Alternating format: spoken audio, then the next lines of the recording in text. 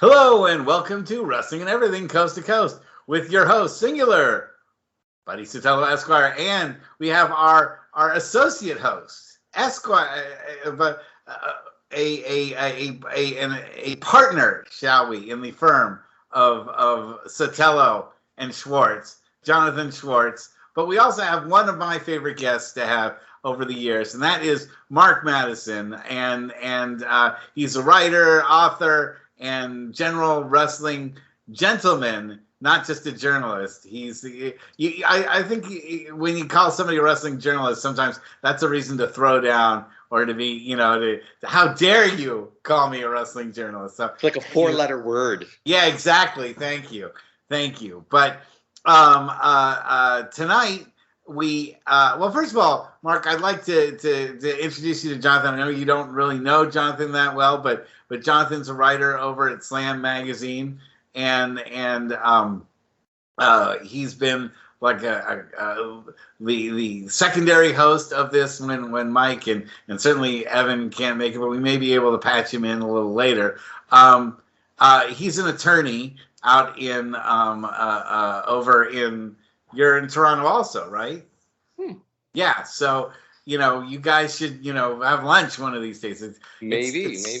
It's so rare that I'm the furthest distance away from the other two hosts, but or the other guests in the house. But you guys are local, so what would be the best restaurant to meet at Toronto if you guys had a restaurant to meet at? Well, I'm further out north, so I guess I'm closer to the Barrie area.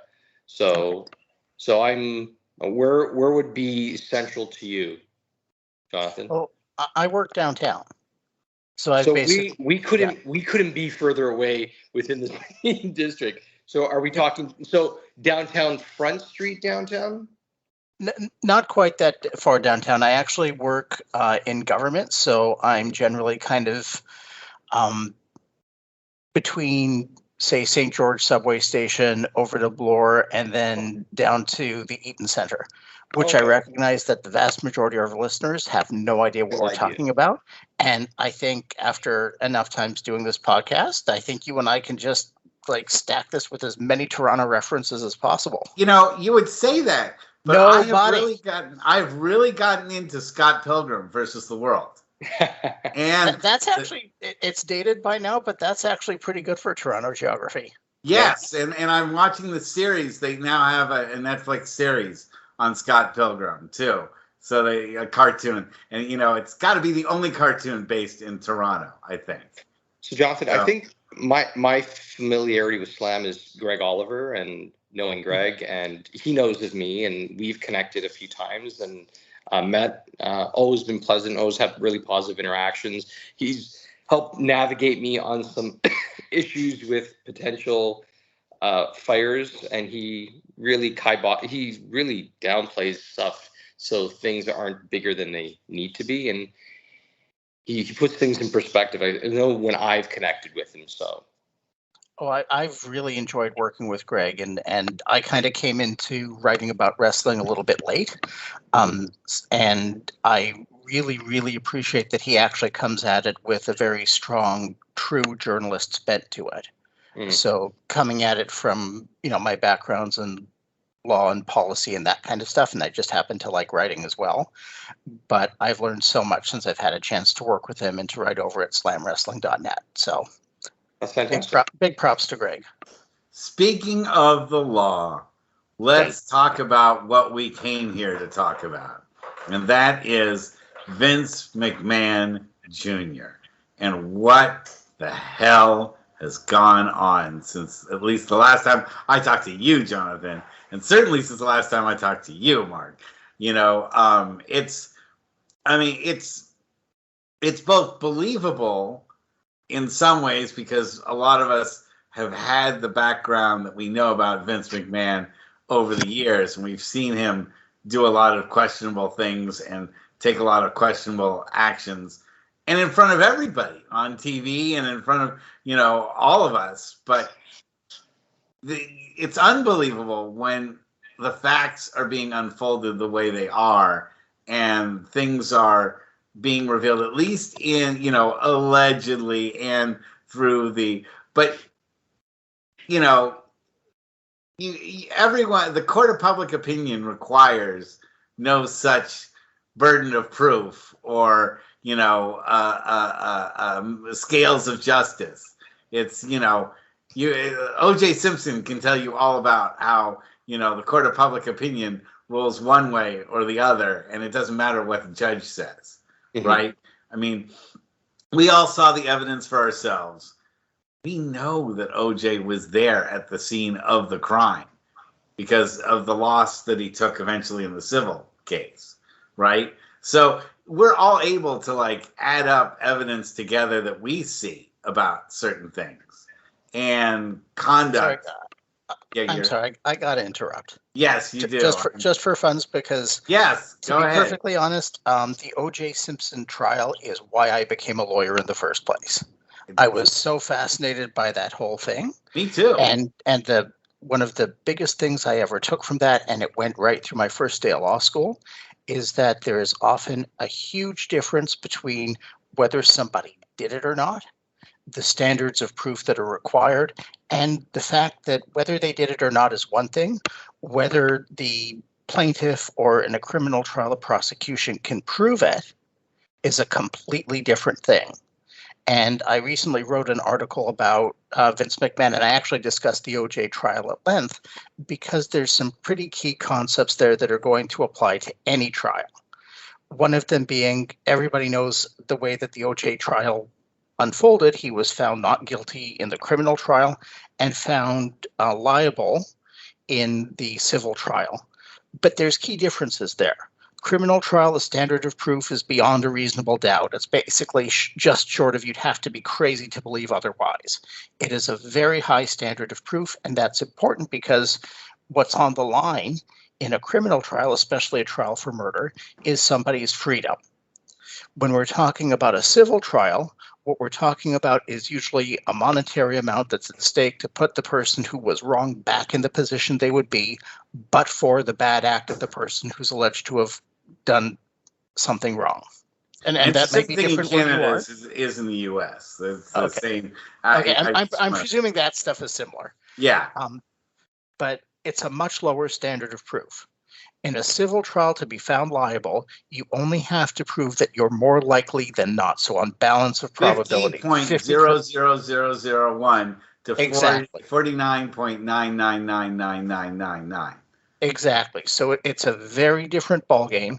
And at least for now, it's that lower standard of proof in a civil trial that we're potentially looking at given the lawsuit that was filed against Vince McMahon. However, the FBI is investigating serious criminal stuff. Investigating. And for that matter, so is the Securities and Exchange Commission, which is also a pretty big deal. Both of those entities are working with that much stronger requirement when it comes to proof. And both of them would have to come to court with a pretty airtight case in order to have a reasonable prospect of conviction against Vince McMahon. But they can take stuff from the civil trial and build upon it and use it as precedent in a criminal proceeding. That is one thing you can't. Stuff that has been admitted to in a civil case can be used against you in a criminal case. So you don't get your Fifth Amendment protection that you normally get if you say in a criminal case you don't want to testify against yourself. You don't get to do that in a civil case, or if you do that, it really works against you. Although in Trump's case, if we want to throw that in, the one that he just had to pay $83 million on, he should have shut the hell up and just paid the damn $5 million. We're also learning that a little bit. But let's pull Marc in on this one, because otherwise you and I, Jonathan, would just make this law, it's time for the lawyers to shut up now. Yeah, and get something from the very well-opinioned Marc, because you've been in the business for so long. What are your thoughts right now about what's going on? Well, it's funny. I don't want to overstep on something and assume that something shouldn't apply, especially when the law's taken a precedence. I know from the media standpoint and the fallout, especially right around Royal Rumble, it fell under a lot of question, and Paul Levesque was questioned on the spot about the circumstances that took place leading into the week, and rather than taking a side from those that are, I guess, armchair journalists or opinions about it, saying is that whatever he said was going to be used against him, may have well not have known how to approach answering those questions, but to say, I think the concern is to ignore it, I think did a disservice to women in their promotion as a father of girls as well, and a husband. And so I think I would think a moral obligation, as well as just your role as a chief officer talking about your brand, right? I know it's a really sticky situation because it also implicates your father-in-law and your wife's father, and those things I think also should be played to a factor, but it's not something that should just be swept under the rug as though I don't want to acknowledge it because it makes me uncomfortable. I think we need to have these uncomfortable conversations and take a stand on what's right and what's wrong, but not rather I'm just going to ignore it and not focus on it because it's not positive. Respectfully, we did ignore it. But Marc, we did ignore it on Vince McMahon for so damn long. Oh, I'm not talking about us. But as fans, I'm talking about his son-in-law. Sorry, can I step in for a sec? Sure. So I appreciate what you're saying, but I think that there's 2, maybe 3 real challenges with it, and I totally get where you're coming from. The first is, and I imagine Buddy's ears pricked up at the same moment that I did when you mentioned that there's some kind of moral obligation. Yeah. Right now, anybody who's working for WWE, TKO, Endeavor, it's not about the moral. It's not about morals here. It's about the corporation has to do what it needs to do in order to protect itself and to avoid making statements that admit a degree of liability that would be damaging to the company. That's the first order of business. As a general rule, there's often a big gap between that which is right or that which is moral and that which is legal. And we're going to see a lot of that as this thing plays out. The other thing is, I don't really know what Triple H could have said in this context, because quite apart from the moral and legal issues, generally speaking, if you're a representative of a company and you know that you're going to face some kind of difficult questioning, I'm sure they've got crisis communication experts. I'm sure they've got spin doctors. I'm sure they've got people providing advice on how to communicate their way through this. The challenge is, from a corporate perspective, the easiest thing to say is we acknowledge that this lawsuit was filed. We are aware of their allegations. We take them very seriously, and we're going to perform a solid internal investigation to get to the bottom of this in order to make sure everybody's interests, including the companies, the shareholders, and heaven forbid the victims, prospective victims, are looked after. That's generally the script you would follow. The problem is Endeavor had that script last year. And then Vince McMahon bullied his way back onto the board, back into the executive, and facilitated the final sale of WWE to TKO while all this was churning in the background. And making sure he got himself an executive committee chairmanship, in the new company. Over the objection of board members, including Paul Levesque and Stephanie McMahon, and replacing 2 board members who couldn't abide by what he did, including the board member who conducted that really necessary and important internal investigation, which itself is the subject of the complaint because the complainant alleges that WWE completely ignored her serial abuse alleged at the hands of McMahon. So the usual kind of tactics that you'd use in a press conference like that to articulate the beginning of a corporate response, they don't have access to that. Vince McMahon blew that out of the water, whether he did anything or not. Right, but at the same time, he really hamstrung Paul Levesque, is what I'm saying. Right, but you said you didn't see him saying anything other than this particular. It's under investigation. We take it very seriously, and he was bookended with questions that generally followed each other along the same lines of what's in place or how serious do you take this, and we take it very seriously, and we will go to every extent But why couldn't that have been said previously? Does that implicate him in saying that there has been an investigation that's underway? We take it very seriously. I can't comment further on it because we're looking into it. Does that implicate him in any way?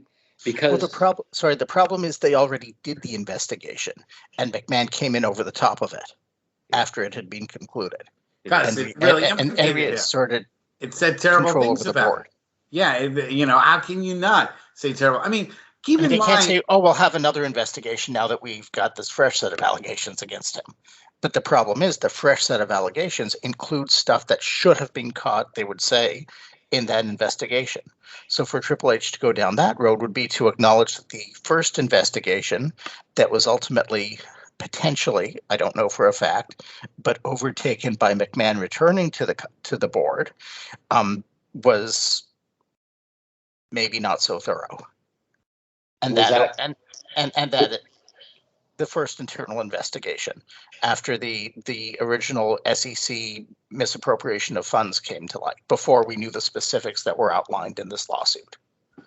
So it potentially leads Triple H into possibly an admission of, I don't know if it would be negligence or wrongdoing or what the proper term would be, but that whatever internal controls they promised to put into effect a year ago dealing with the same kind of behavior ultimately wasn't effective. He was really put in a bad spot. Guys, did it all start with Snuka?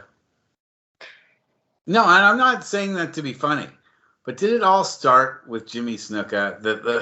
It started in a trailer park in the 1950s in North Carolina. Oh yeah, that I guess is true, but that part of Vince McMahon where he became this sort of scheming sort of guy that would be able to bend the law to his will, and even if somebody died and was killed by a wrestler that he really wanted to push, he could get them to push that under the rug. And I mean, everything that was suspicious about, Snuka's girlfriend's death has never really been fully solved. And a lot of that has to do with Vince McMahon's involvement in the shadows back then. And I think once he did that, of course, I can play, armchair psychiatrist because this is just a podcast, one of many that Vince is never going to come back to Vince. But don't tell Mike Lano that, because he didn't want to be on the show because he was afraid Vince would reach out and, grab him. With all the things that are going on, this podcast would be what, like, Vince will like put his hand down and go, "Oh my gosh, that? But did you hear what Buddy Satella was saying about you?" But anyway, I think that omnipotence, that feeling like he was above the law and that he could do things and bend people to his will, I think that was solidified by what happened with the Snuka case. What do you guys think? Jonathan, go ahead. Well, to be perfectly honest, in the absence of a real conviction or anything, I've never been quite comfortable saying what definitively happened in the Snuka case, even to the point that we've had another guest on here, Nikita Brezhnikov, yes, who's a former policeman himself. And there was a point where he and I discussed the Snuka case, and he didn't buy the narrative that Vince scuttled anything with that. He thought that if Vince had attempted to do anything like that, it would have been stopped very early, and that would have been the end of Vince's career. What was my understanding of how he saw it.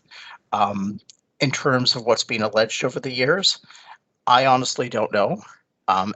Towards the end of Jimmy Snuka's life, the prosecutor's office did think there was enough evidence to warrant charges against him.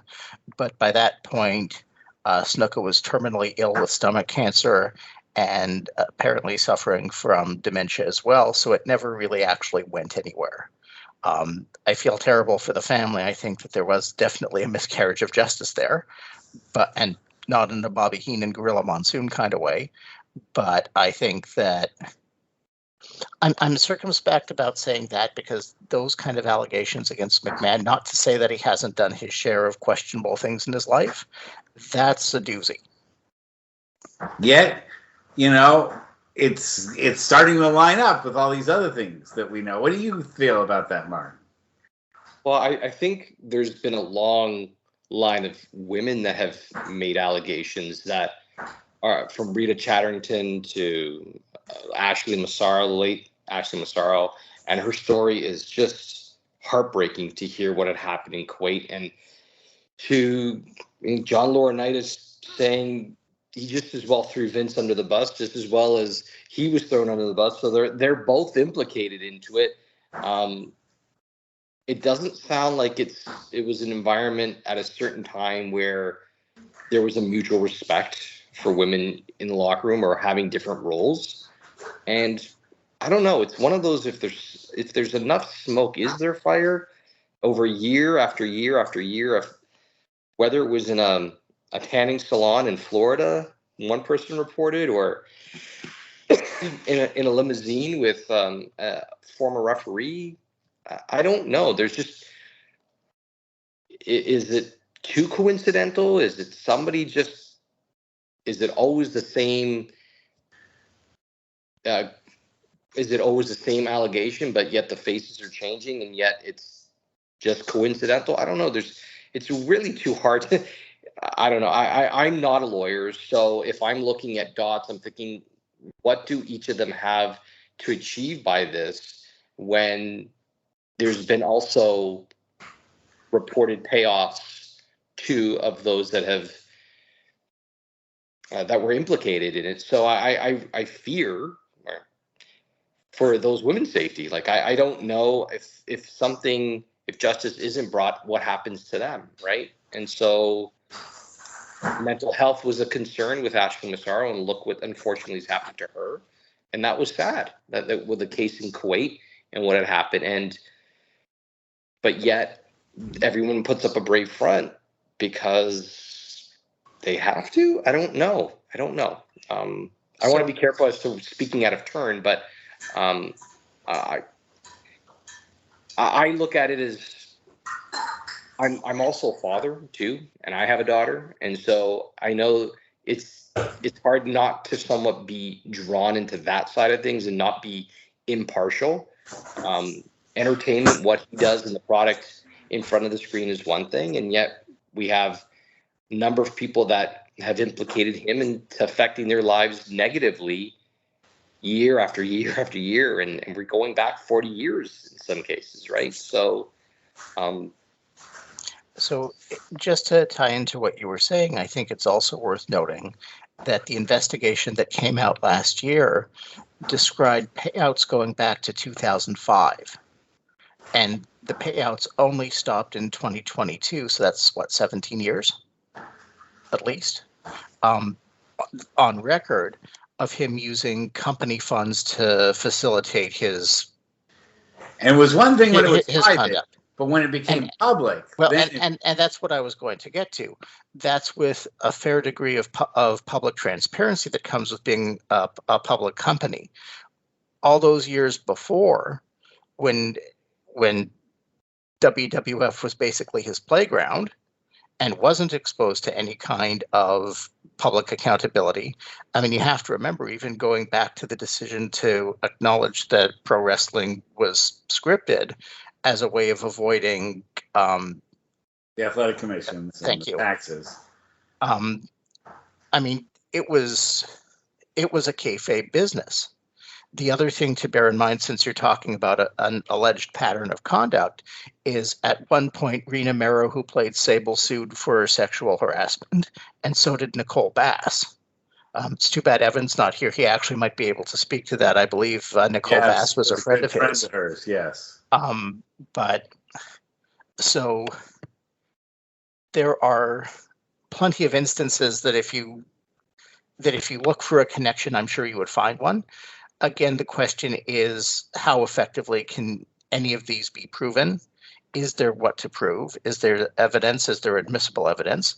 And the other thing is, to be perfectly honest, you could even if you took every allegation against Vince at face value, I think that it's part of a bigger problem within pro wrestling. I mean, pro wrestling basically traffics in young people's bodies.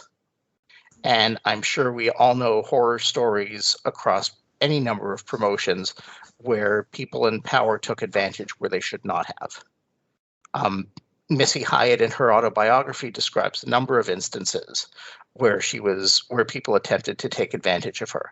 Missy Hyatt at one point worked in an extremely corporate environment in WCW and was still subject to corporate level sexual harassment, again, according to her autobiography.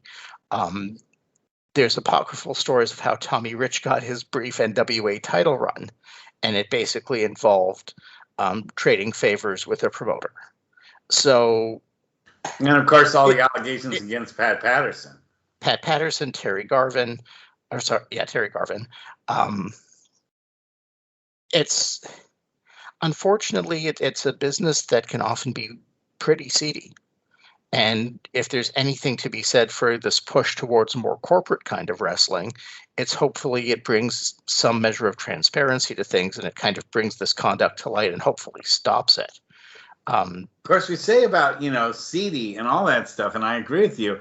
Stephanie McMahon was, not totally unresponsible for things that were going on in the WWE during the time that a lot of these things were going on. She certainly was there in 2020, and it was earlier than that. We go back to 2014 with some of the, payments that have been going out and all of that.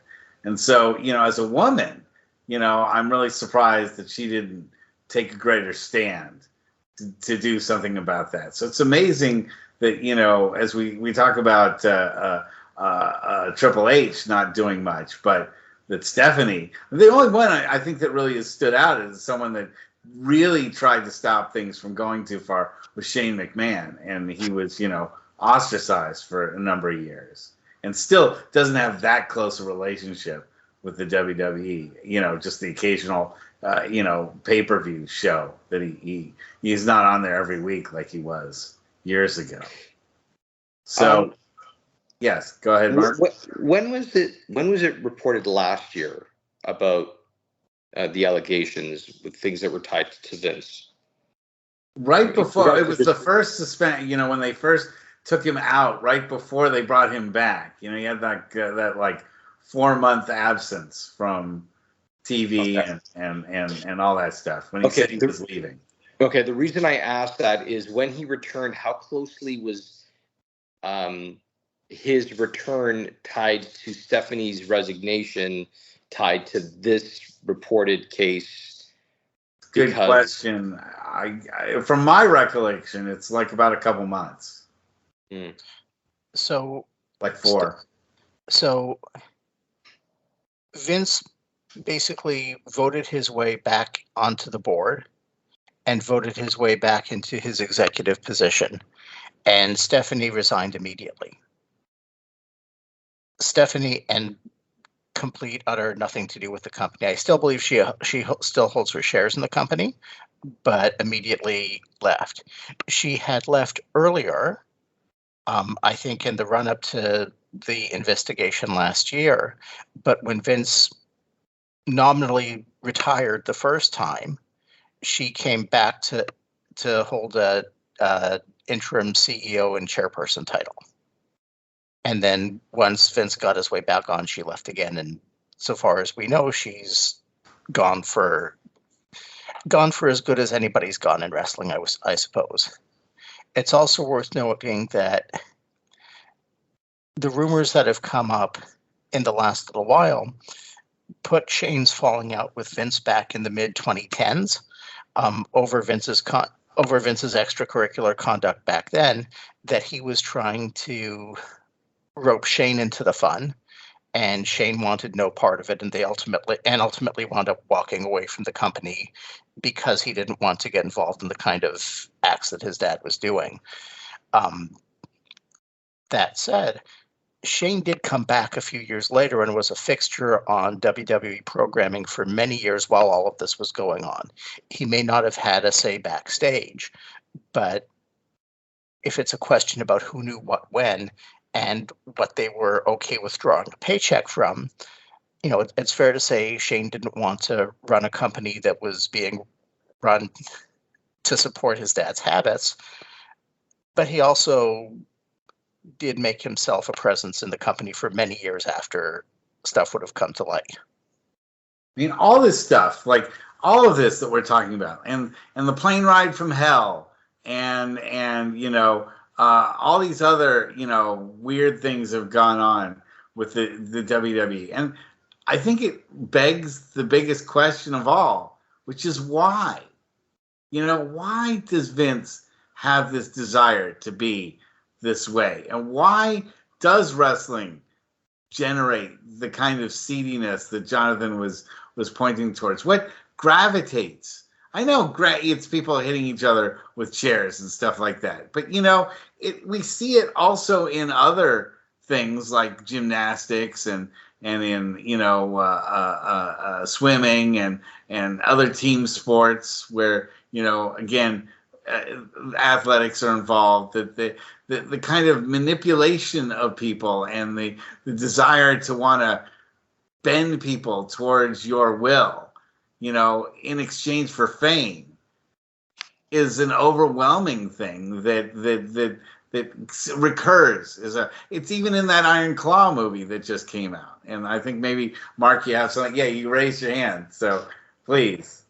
So I wonder if everyone is put in a position where they're seen as larger than life, if you're seen as a superhero, if you seem like you are above everyone else, do people or do the characters try to have their art represent their life, and that they supersede and believe that they are, like you said, that omnipotence feeling that they are above, even with each other, right? There's this jockeying of how I'm perceived at the top of the card is, I'm the alpha on this roster, and I can do at will to any female on the roster because I am who I am. And there's been tons of reported cases of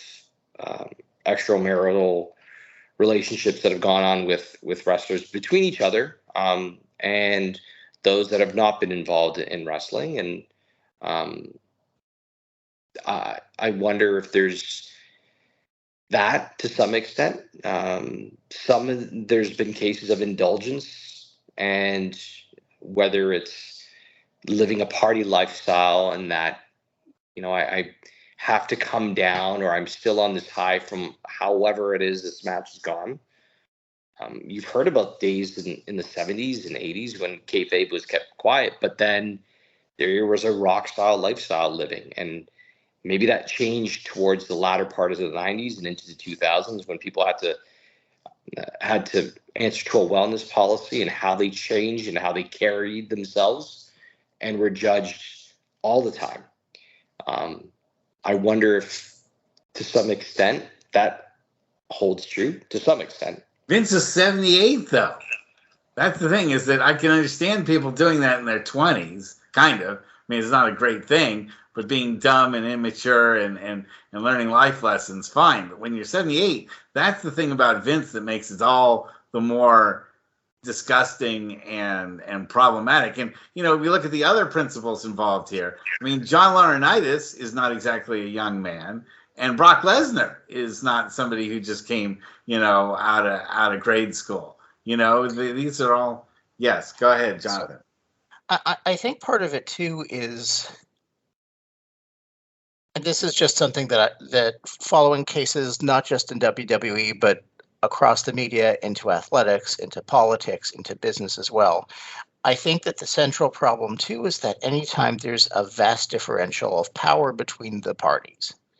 I mean, I get that people are outraged by the alleged infidelity. I get that people are outraged by some pretty kinky behavior that is described, but really that part of it isn't the issue so long as both parties consent and are capable of consenting to whatever they want to do with each other. If that's what they're into, God bless, go ahead. The problem is that in the court case that's being alleged, part of what Vince is being accused of is that he basically held the complainant's livelihood in the palm of his hand and threatened repeatedly to fire her and leave her destitute, and her parents had just died and she had no other means of support if she didn't continue to behave in accordance with his wishes and to gratify him as however he saw it. And that's pretty much a consistent thing across any of these cases. You find it in Larry Nassar with the gymnasts. You find it in, there's a number of hockey. But you also find it within Vince McMahon. You find it within Vince McMahon himself. And I would take it a step farther. I mean, look at the Epstein case. Look at the Me Too cases. Look at Harvey Weinstein. Look at Bill Cosby. I mean, Bill Cosby, I think there's a whole separate parallel there in the way that, he admitted to certain bad acts. They just weren't able to use that because they were, he made that admission in order to gain immunity from prosecution. But his wife has stood by him every step of the way, even as the narrative got complex. And we really haven't heard anything from Linda McMahon on this either, even though it's pretty well established that they've lived separate lives for many years. But yes, Mark. So Jonathan, to get to your point, apparently they've been separated as far back as 2011 with my then wife. So if she's moved on to her political career and there's been almost no association, and yet how she was potentially implicated into the Chatterton case where she was making threats then, trying to protect. I think every camel's got the straw that breaks the camel's back, I guess, so to speak. And I guess by 2011, I think that enough was enough. The storyline, it became probably too much for her. And that's a long time that they've been together to see that at that point. Now, I thought they were together years later, but to 2011, that's a long time to think that they haven't been together. And she had to have known of this behavior. And if she did, that was where she maybe washed her hands of it and became less about wanting to be implicated. She was on the plane ride from hell too, so it's like, again, there's never a limit where, Vince hits a particular wall and says, that's it. This behavior is so outrageous. If I'm lucky enough to be able to pay my way out of it, I'm never going to do this again. In fact, he has bad boy syndrome to the worst degree that my take is that the only way that he can feel satisfied is if he is with somebody that doesn't want to be with him and that he's making them do this. He gets no other gratification except by manipulating people and making them do his bidding. Otherwise, it's no fun for him. And when you hear the allegations that are made of him, it sounds like that's all that this was about, was just trying to find somebody that was so pathetic and so unable to do anything. And then, even then, to then take what he had and stretch it out over different payments so he could shove it under the rug so that the company would wind up paying for it, even though he just made $5 billion personally by selling his stake in the company, is that he owed $3 million to this lady, or $15 million or whatever, that is like, for you, $20 that you have in your wallet compared to, the kind of money that he just made. He still didn't want to do that because I think he wanted to think that he could get over on these people and get it his way and not pay his full thing. And they would just, be unable to fight him. He'd tie it up in court, and in, 5 years, he'll be dead anyway. So what matters?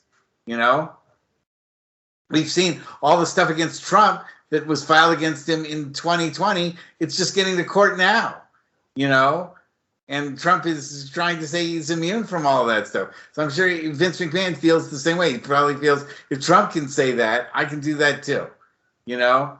And it is one of the sad parts of the American justice system, the American legal system, that you can, if you have the money, you can draw something out and make it so impossible for another side legally, cost-wise, to pursue a suit against you. You know, that most people dry up and blow away. But if you can hang out for it, sometimes you can get, you know, he's lost cases to like Bill Eadie and Jesse Ventura. Yeah. So it shows that Vince isn't invulnerable to people, but you have to stick with it like 10 years if you want to. And I think Vince is thinking, I'll never be 90 years old. I think Vince is convinced. But his mom lived to almost 100. I know. Well, his mom didn't do steroids. I think you bring up an important point relative to the lawsuit, though, which is that, you know, the allegations are terrible and scandalous. The reality is that I don't know what it's like in the U.S. legal system, but up here, fewer than 10% of civil cases ever see a courtroom. It's the like vast 5%. majority. I think I'm overstating. The vast majority either wind up getting settled well before, or even on the court steps, or they just wind up getting dropped because one party bleeds the other dry before you actually get to a trial. Trials are phenomenally expensive in their own right. They're incredibly draining and psychologically difficult for the parties to the proceeding. And the other thing to bear in mind is that cases that involve sexual misconduct, sexual assault, and what's being alleged here is really basically serial sexual assaults. Very, very, very, very few actually ever make it to trial. And the prospect for somebody who's making a claim and would have to get up on the witness stand and describe everything and face cross-examination and face a deep examination of their conduct, of their own conduct, before, after, and during what's being alleged with McMahon would scare most people off. So, you know, I think that there's a significant amount of reputational damage that's being done to McMahon and to WWE. Will it ever be put to the test? Will the evidence ever be heard? I don't actually know. The odds are not great. Although one would certainly hope that if McMahon did what's being alleged, that he faces justice. And what are your thoughts, Mark? I think that Ari Emanuel is, as has been reported, anybody that is associated with this case is going to be ousted as far as any place, any position with TKO moving forward. So I wonder, is Levesque's position in jeopardy moving forward? But as far as what is the law, what is justice going to look like for a 78-year-old who's gotten away with what he has, as long as he has? At that point, what's justice for those that have been affected? Like, how do they regain that sense of self? Money. That's the way it always is dealt with. But is that why Miss Grant filed the case? Is it because the money ran out or the money had stopped? Yeah, the money had stopped because TKO found out that they were paying it out of their own coffers, that Vince was too cheap to even pay for it out of his own pocket, that, you know, even though he's a multi-billionaire, he still was going to, because he thinks he can get away with it. He thinks that people aren't going to question him, that when he ran his own company and even when it was publicly traded, he'd been able to funnel all this stuff underneath because there had never been a sale. When you sell something, they audit everything, you know, and they check all the books and they're like, where's this $17 million going? And it's not even a small amount, you know, it's a pretty big amount. He just didn't think they would really question him on it. And it might either be because A, he feels he's omnipotent, or B, he might just really be losing it, which is probably, probably one from column A and one from column B with Vince McMahon.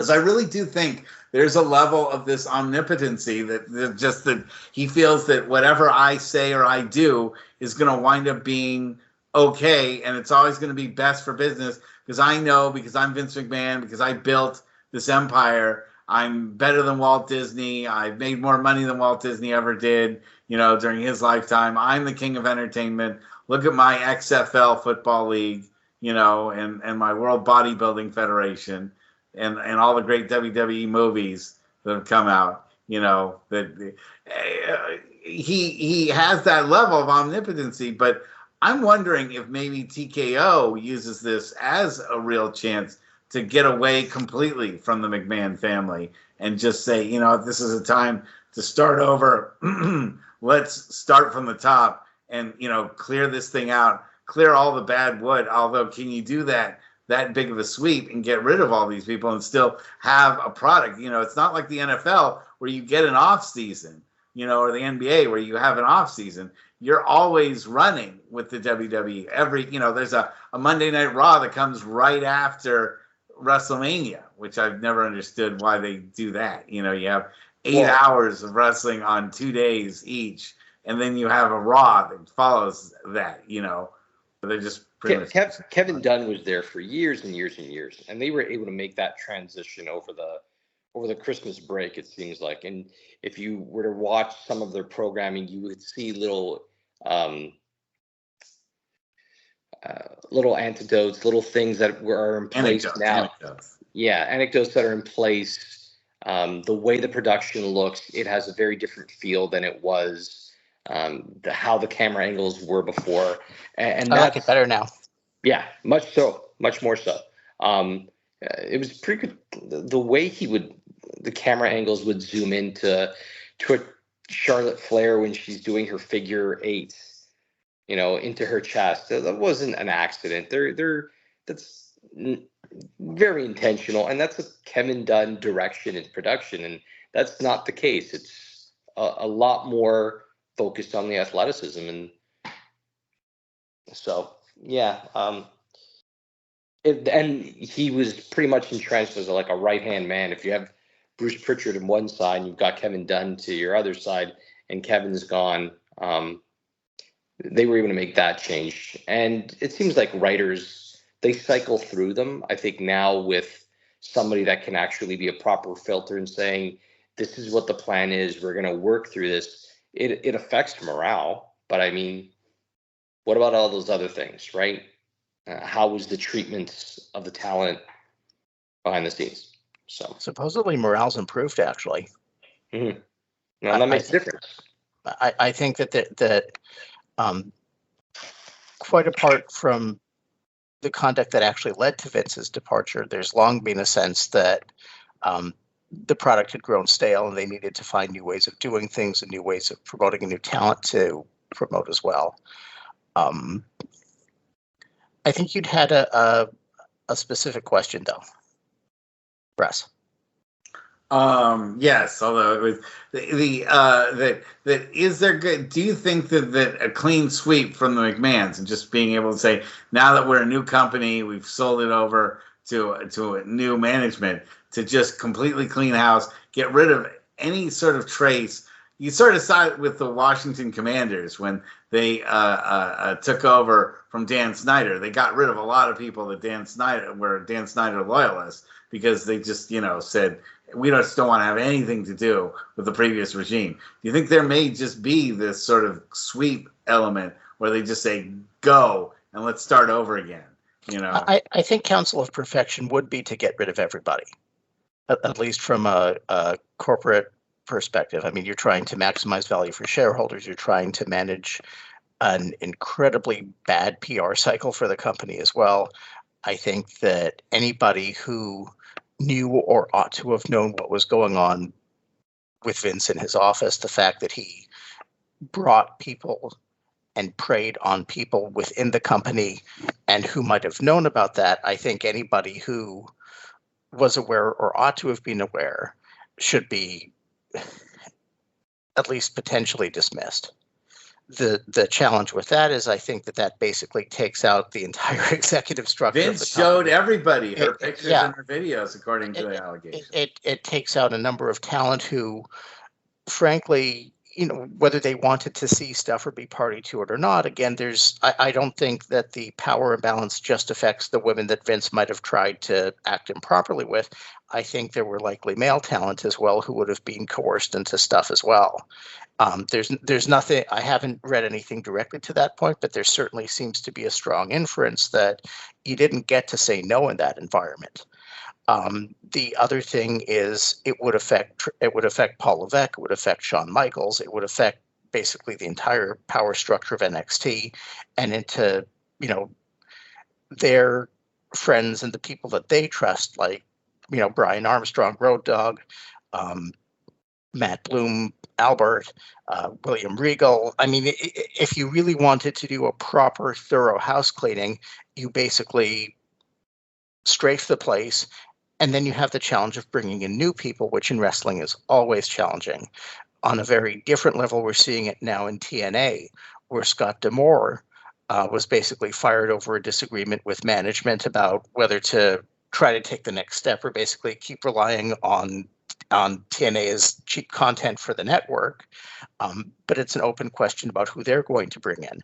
And so far, they've brought in another network executive to run Impact. And if you remember, the Jim Herd era of WCW, bringing in a non-wrestling person to try and run a wrestling organization does not have the best precedent there. So, would a clean house be, sunlight is the best disinfectant? Absolutely.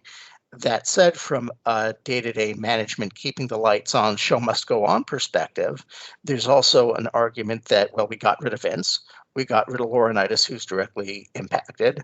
Brock Lesnar, who's not mentioned by name in any lawsuits, at least thus far, but seems to have been erased from WWE history, at least for the moment. You take out a couple of other really key lieutenants who you couldn't avoid the inference that they knew what was going on. Bruce Pritchard is one name who's been raised a few times, although on his own podcast he said he's not been implicated directly. He's not been sued. And you basically confine the call to a few select people at the top and then hope that that's enough to kind of weather the PR storm and whatever. And do you think it will? And you work to kind of resolve the legal system. What do you think it will? Well, I think that there's a third option as well, which is that TKO just decides that the whole thing is too much trouble and they can't figure out how to make it work, and they shut the thing down or try to find another buyer. No, they spent too much money on that. They can't. They're dead past that. That you can't, and they take such a huge loss right now if they tried to sell it. That would be the worst business moving. If the lawsuit succeeds and there's other that follows, and invariably, if there's as many people as seem to be implicated, it's not going to be $5 billion class action. Yeah, even if the class action is not going to be $5 billion. Effective class action, unlike the Daffy concussion class action that came out a few years ago. I'm not saying that I would recommend this course of action, but I don't think it's an impossibility. That I think that Endeavor and TKO didn't know what they were really getting into with this. I think they went. That's another question. We had another hour to go into to what sort of diligence did they do before offering $5 billion for this thing, and do they even know what kind of a train wreck they were going to wind up getting? Talk about getting stuck with a stick of dynamite with a fuse lit. As soon as they bought it, and they have the WrestleMania coming up, and they have the Netflix deal taking place. Yeah, the Netflix deal. Mm-hmm. Thank you, and the timing of all of this is fascinating. Yeah. So this has been a busy news cycle over at Slam Wrestling. I know. No, I'm. What I also can't believe is that we're almost at the end of the hour, which is amazing because there's so much stuff to cover. There's other questions I wanted to ask, like how's this going to affect AEW? How's this going to maybe affect Impact a little bit? And if the WWE gets weaker and those feds get stronger, maybe if you guys have like 1 minute on to talk about that. What are your thoughts about that, Mark? Let's go with Mark first. How does this affect AEW? Yeah. Well, I mean, Tony Khan has come out as recently as saying, I have more money than Jim Crockett ever had. I think he was filled with expletives as well, and it's reported that he has Mercedes. Now he's got Will Ospreay, and apparently Okada is going to be joining as well. So those are some pretty high echelon names that have coming over to plant their feet into AEW. I think with that company in particular, it's do they price themselves over market? I've gone to an AEW show. I've seen AEW merchandise, and it's 2 times, 3 times as much as what a WWE item is. And I've gone to an AEW show, and there's been empty spaces, and I've gone to a WWE show cheaper, and yet it's a packed house. So I worry that if WWE is catering to one market, AEW is catering to another. It's booking, it's creativity, it's all those things. If WWE makes that change creatively, the product will change dramatically. And at least there's a pecking order, and there's a level of respect from a guy like Levesque who is in the ring. It's a manager that was actually on the field with the players before. There's a certain level of, I've been there, I know what you're going through, and I can speak to that. And they're getting paid well enough. I mean, a CM Punk going back with all the history that he had, whether it was his last go at it or not, says something too. And working with a guy that he did not like because it was good money and a good enough opportunity, and working with Triple H, that says something. And I don't know about AEW if they just keep throwing money at guys and you end up being warm bodies paid well. I thought I was trying to build your product and trying to open it up to casual fans and build new fans. So that's the part I'm a little more skeptical about. I'd like to see AEW do that. Just how do you fit all these bodies in, and how do you keep fans interested in all the storylines with as many people as you have, and you weave in Ring of Honor? It feels like a little bit of everybody's everywhere, and roles aren't defined. I don't know. That's the only thing I'm a little concerned about. I love the show. I think there's great talent, and there's great guys emerging to be champions, but that's my only concern there. And what happens with them creatively? They had a William Regal. He's no longer there. Paul Levesque is with the WWE. William Regal's there. These are all guys that had a background in being in the ring, as opposed to Tony, who's a passionate fan that has a lot of money. I think that can only go so far. We got to see where creatively that leads them. And are people going to just do that? Are they just going to follow the buck, or do they want more? So I don't know. We'll see. And Jonathan, your thoughts about that? I think so. As far as Vince's departure goes, I think that, to WWE's credit, as long as Levesque and the remaining brain trust is there, succession has worked out reasonably well, certainly in terms of what you see in the ring and from a storyline perspective. I think the one potentially disruptive factor is The Rock's involvement as a more active shareholder and a bigger part of storylines, at least for now. The part I've always kind of maintained that ever since the WWE's member of the Khan family joined up, that there was always something in the works to bring The Rock into more of an ownership stake. I think that I think that The Rock's PR front, where he's long kind of emphasized being a girl dad and talked about his own difficulties with his father and his dad and his father's behavior and that sort of thing, is an attempt to change the channel from the really awful stories that are here now. That said, you go back a couple of years and Vince McMahon sells the XFL to The Rock. And Vince McMahon licenses a whole bunch of WWE content to The Rock for the purpose of having his NBC show, which is run by not Tony Khan, I forget, Nick Khan's sister, who's a childhood friend of The Rock along with Nick Khan. So I think that bringing The Rock in, given how positively he's generally viewed, is a really good thing. But I kind of wonder how solid that angle is, given what the actual history is there. And I just think that's kind of an open question. I don't think that in terms of WWE's place at the head of the table in the wrestling business, that's going to be challenged anytime soon. I think that the bigger potential for movement in the next few tiers is with D'Amore, who did incredible work creatively and business-wise to bring TNA, which was near death, back to some kind of relevance. And now he might be a free agent. And I think the real question is where he can go, whether he winds up with AEW to make sense of the kind of real fan service that Marc mentioned in terms of their approach to signing and booking talent. Or I would almost love to see whether he could go to another lower budget promotion and build it up to where there's actually money coming in the NWA. I think both Billy Corgan and Tony Khan could use a bit of help in the booking department, whether they would be receptive to it and to implement the things that D'Amore would want to do as a separate thing. I mean, that's what ultimately got him jammed up with TNA. He's also promoted his own shows over in Windsor for a very long time in an Ontario border town. But again, nothing that would kind of threaten any of the bigger players in the game. So the other thing to mention when it comes to any of this is I've always been a little bit skeptical of the great man theory when it comes to pro wrestling.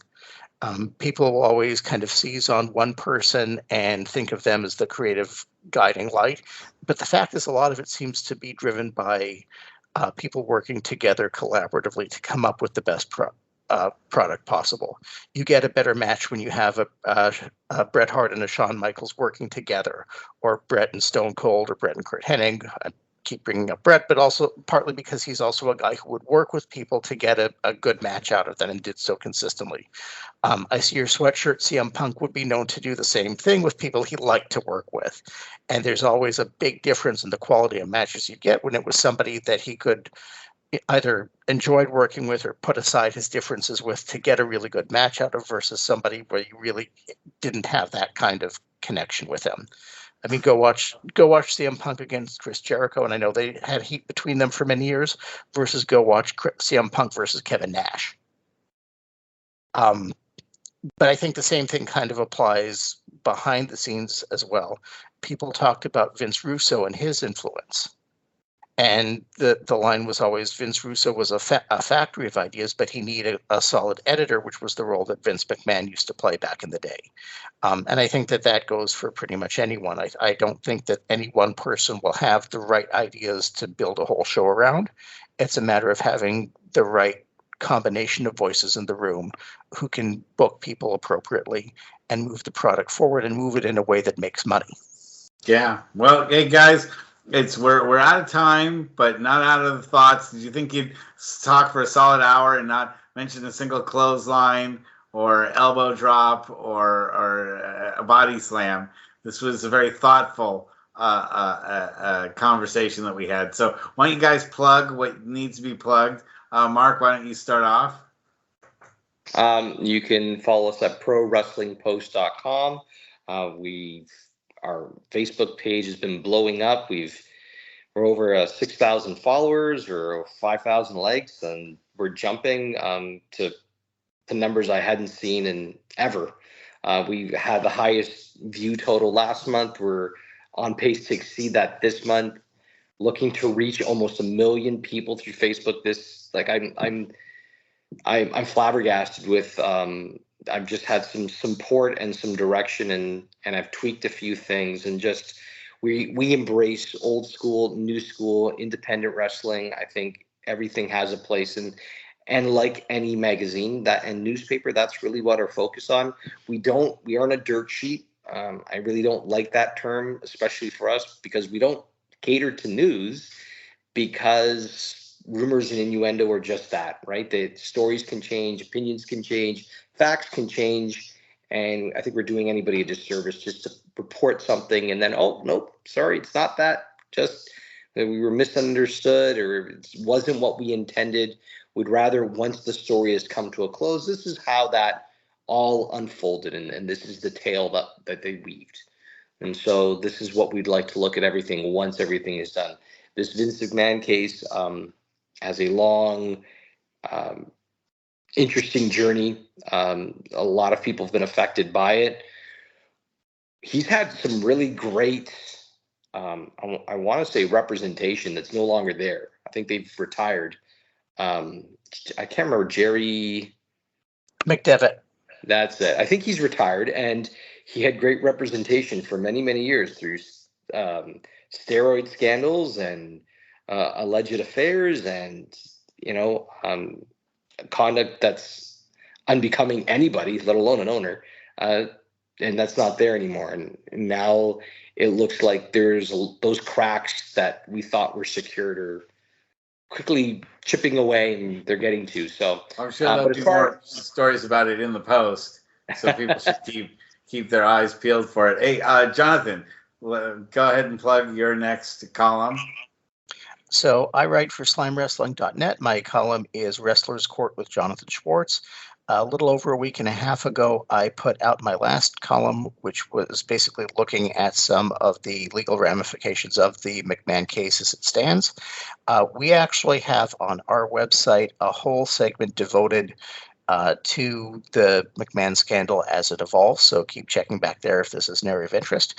If not, we cover all manner of news, reports from different cards, interviews with wrestlers. There's actually, up in my neck of the woods, there was recently a charity card put on by the Megan brothers, who are pretty well known in the indie wrestling scene up here and in the event promotion scene up here, where we just crowned the brand new Jewish tag team champions of the world, Kosher Cold Cuts, Colt Cabana, and Mark Cutler, who you might know from AEW fame. They've been working as a tag team. So basically, we cover it all. I'm lucky to be along for the ride and to offer a little bit of analysis every couple of weeks. And that's what I got to promote. Great. Well, you know what? If I ever wind up in Toronto, will you guys take me to Tim Hortons? That's the one thing we don't have here in America. There's no Tim Hortons anywhere to be found. Not authentic one. No, there aren't. I don't, especially in California. There's no such thing as a Tim Hortons. So you have an In-N-Out Burger, which I never go to. So and Coffee Bean and Tea Leaf. No, I'm not a coffee guy. And Pete's. I think I want to have one of your and Krispy Kreme.